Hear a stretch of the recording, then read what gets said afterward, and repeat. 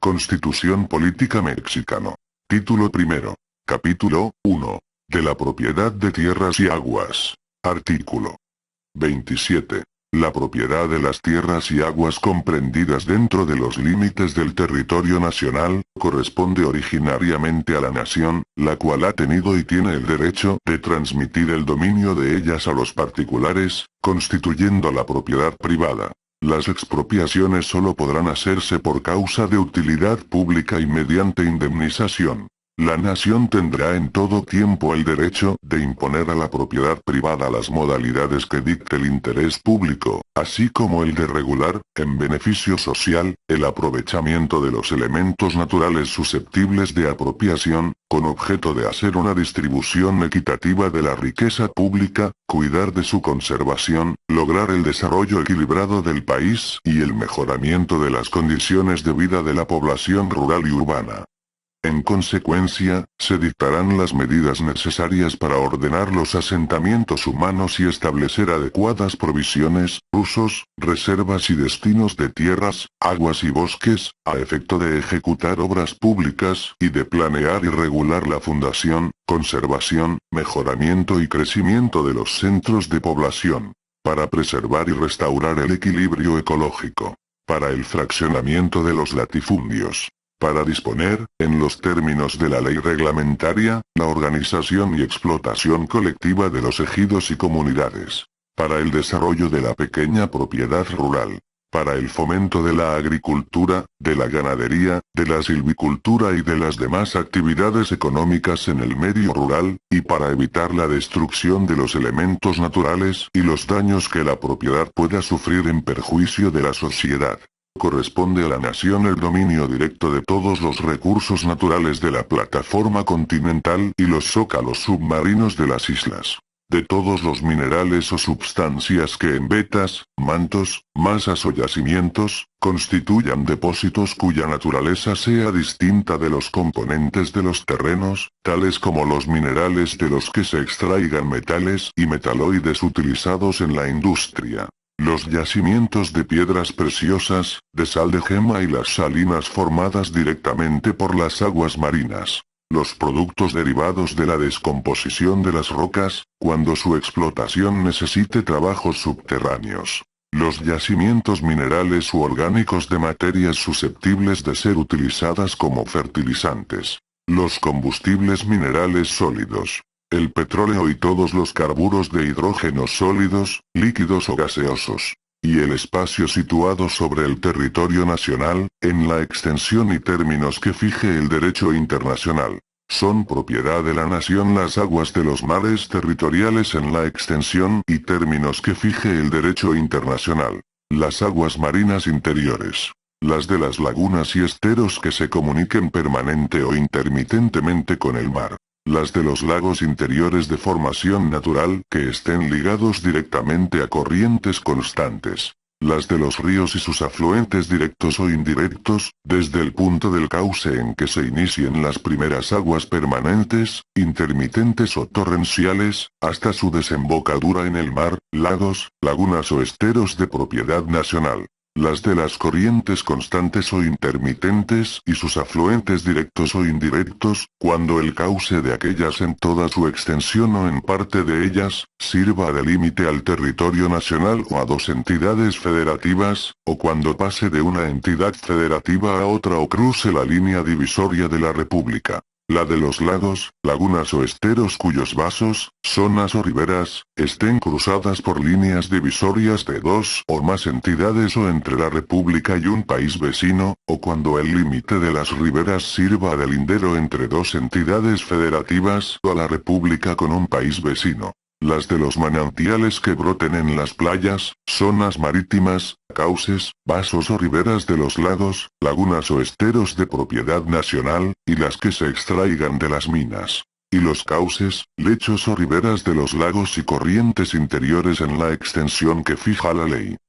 Las aguas del subsuelo pueden ser libremente alumbradas mediante obras artificiales y apropiarse por el dueño del terreno, pero cuando lo exija el interés público o se afecten otros aprovechamientos, el Ejecutivo Federal podrá reglamentar su extracción y utilización y aún establecer zonas vedadas, al igual que para las demás aguas de propiedad nacional.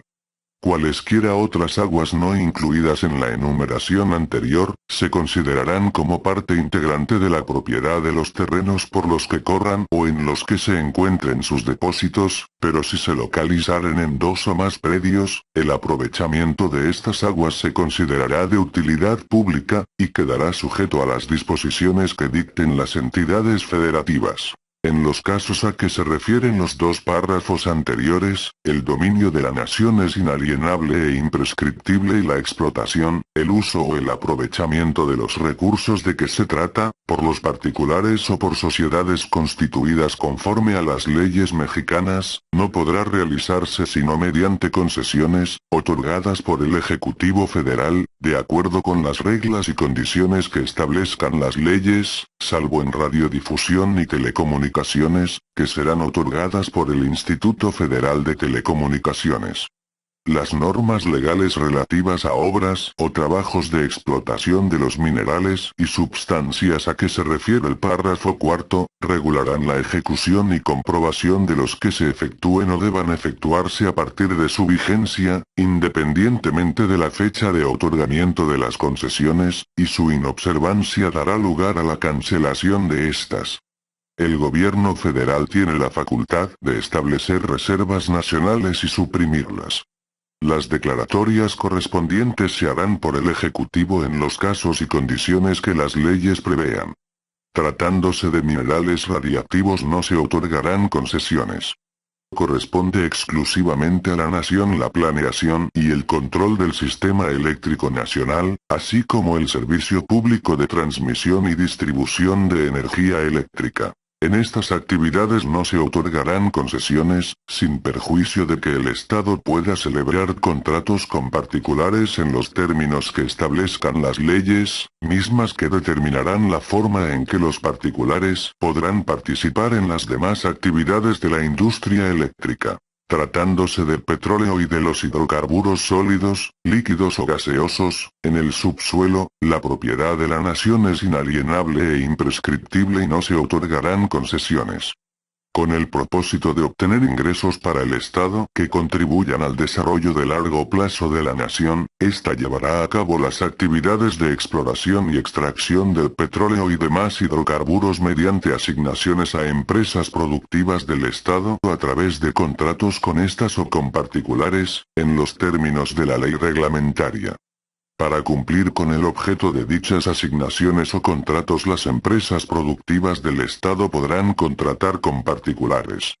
En cualquier caso, los hidrocarburos en el subsuelo son propiedad de la nación y así deberá afirmarse en las asignaciones o contratos.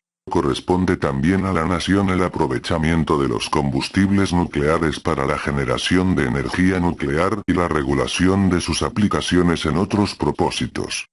El uso de la energía nuclear solo podrá tener fines pacíficos. La nación ejerce en una zona económica exclusiva situada fuera del mar territorial y adyacente a este, los derechos de soberanía y las jurisdicciones que determinen las leyes del Congreso. La zona económica exclusiva se extenderá a 200 millas náuticas, medidas a partir de la línea de base desde la cual se mide el mar territorial. En aquellos casos en que esa extensión produzca superposición con las zonas económicas exclusivas de otros estados, la delimitación de las respectivas zonas se hará en la medida en que resulte necesario, mediante acuerdo con estos estados. La capacidad para adquirir el dominio de las tierras y aguas de la nación, se regirá por las siguientes prescripciones. 1. Solo los mexicanos por nacimiento o por naturalización y las sociedades mexicanas tienen derecho para adquirir el dominio de las tierras, aguas y sus accesiones o para obtener concesiones de explotación de minas o aguas. El Estado podrá conceder el mismo derecho a los extranjeros, siempre que convengan ante la Secretaría de Relaciones en considerarse como nacionales respecto de dichos bienes y en no invocar por lo mismo la protección de sus gobiernos por lo que se refiere a aquellos, bajo la pena, en caso de faltar al convenio, de perder en beneficio de la nación, los bienes que hubieren adquirido en virtud del mismo. En una faja de 100 kilómetros a lo largo de las fronteras y de 50 en las playas, por ningún motivo podrán los extranjeros adquirir el dominio directo sobre tierras y aguas. El Estado, de acuerdo con los intereses públicos internos y los principios de reciprocidad, podrá, a juicio de la Secretaría de Relaciones, conceder autorización a los estados extranjeros para que adquieran, en el lugar permanente de la residencia de los poderes federales, la propiedad privada de bienes inmuebles necesarios para el servicio directo de sus embajadas o legaciones. 2. Las asociaciones religiosas que se constituyan en los términos del artículo 130 y su ley reglamentaria tendrán capacidad para adquirir, poseer o administrar, exclusivamente, los bienes que sean indispensables para su objeto, con los requisitos y limitaciones que establezca la ley reglamentaria. 3. Las instituciones de beneficencia, pública o privada, que tengan por objeto el auxilio de los necesitados, la investigación científica, la difusión de la enseñanza, la ayuda recíproca de los asociados, o cualquier otro objeto lícito, no podrán adquirir más bienes raíces que los indispensables para su objeto, inmediata o directamente destinados a él, con sujeción a lo que determine la ley reglamentaria. 4. Las sociedades mercantiles por acciones podrán ser propietarias de terrenos rústicos, pero únicamente en la extensión que sea necesaria para el cumplimiento de su objeto. En ningún caso las sociedades de esta clase podrán tener en propiedad tierras dedicadas a actividades agrícolas, ganaderas o forestales en mayor extensión que la respectiva equivalente a 25 veces los límites señalados en la fracción 15 de este artículo. La ley reglamentaria regulará la estructura de capital y el número mínimo de socios de estas sociedades, a efecto de que las tierras propiedad de la sociedad no excedan en relación con cada socio los límites de la pequeña propiedad. En este caso, toda propiedad accionaria individual, correspondiente a terrenos rústicos, será acumulable para efectos de cómputo. Asimismo, la ley señalará las condiciones para la participación extranjera en dichas sociedades. La propia ley establecerá los medios de registro y control necesarios para el cumplimiento de lo dispuesto por esta fracción. 5. Los bancos debidamente autorizados, conforme a las leyes de instituciones de crédito, podrán tener capitales impuestos sobre propiedades urbanas y rústicas de acuerdo con las prescripciones de dichas leyes, pero no podrán tener en propiedad o en administración más bienes raíces que los enteramente necesarios para su objeto directo. 6. Las entidades federativas, lo mismo que los municipios de toda la República, tendrán plena capacidad para adquirir y poseer todos los bienes raíces necesarios para los servicios públicos. Las leyes de la Federación y de las entidades federativas en sus respectivas jurisdicciones, determinarán los casos en que sea de utilidad pública la ocupación de la propiedad privada, y de acuerdo con dichas leyes la autoridad administrativa hará la declaración correspondiente. El precio que se fijará como indemnización a la cosa expropiada, se basará en la cantidad que como valor fiscal de ella figure en las oficinas catastrales o recaudadoras, ya sea que este valor haya sido manifestado por el propietario o simplemente aceptado por él de un modo tácito por haber pagado sus contribuciones con esta base. El exceso de valor o el demérito que haya tenido la propiedad particular por las mejoras o deterioros ocurridos con posterioridad a la fecha de la asignación del valor fiscal, será lo único que deberá quedar sujeto a juicio pericial y a resolución judicial.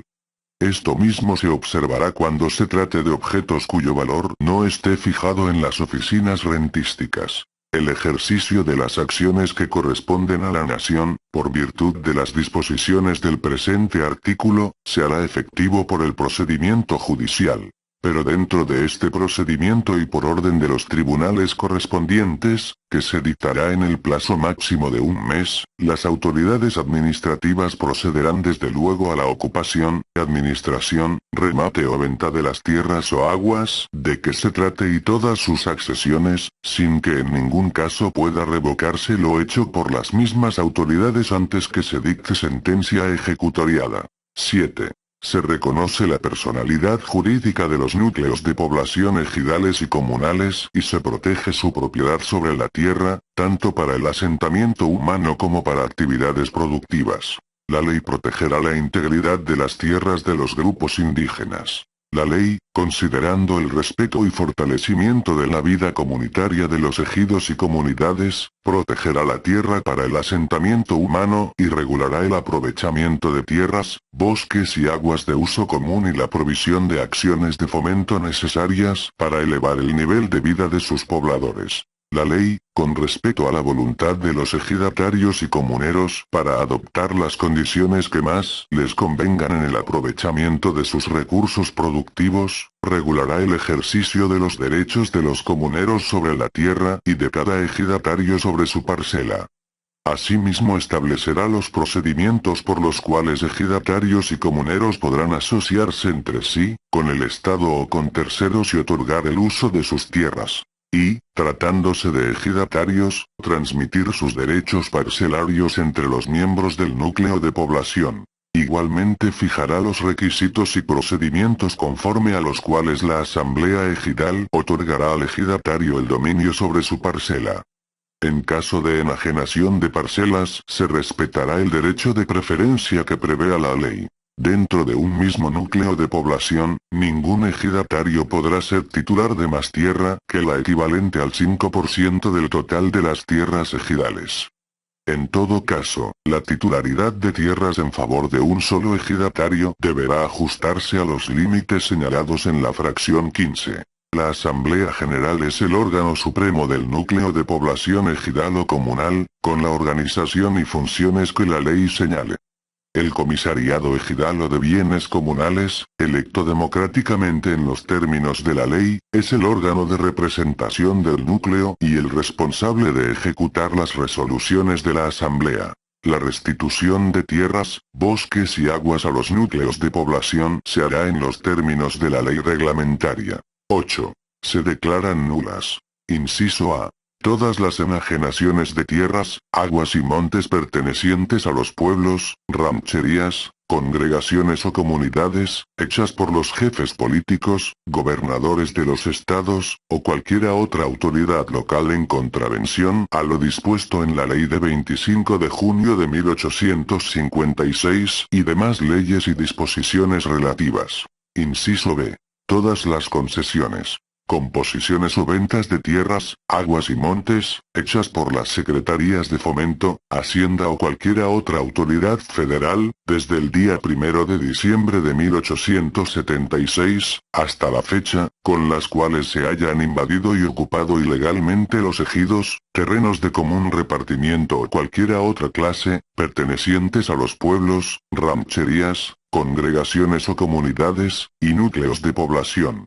Inciso C. Todas las diligencias de apeo o deslinde, transacciones, enajenaciones o remates practicados durante el período de tiempo a que se refiere la fracción anterior, por compañías, jueces u otras autoridades de los estados o de la federación, con los cuales se hayan invadido u ocupado ilegalmente tierras, aguas y montes de los ejidos, terrenos de común repartimiento, o de cualquiera otra clase, pertenecientes a núcleos de población.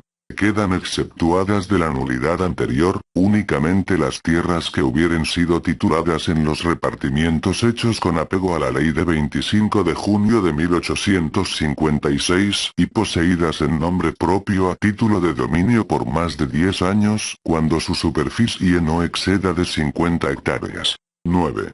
La división o reparto que se hubiere hecho con apariencia de legítima entre los vecinos de algún núcleo de población y en la que haya habido error o vicio, podrá ser nulificada cuando así lo soliciten las 3/4 partes de los vecinos que estén en posesión de 1/4 parte de los terrenos, materia de la división, o 1/4 parte de los mismos vecinos cuando estén en posesión de las 3/4 partes de los terrenos. 10. Se deroga. 11. Se deroga. 12.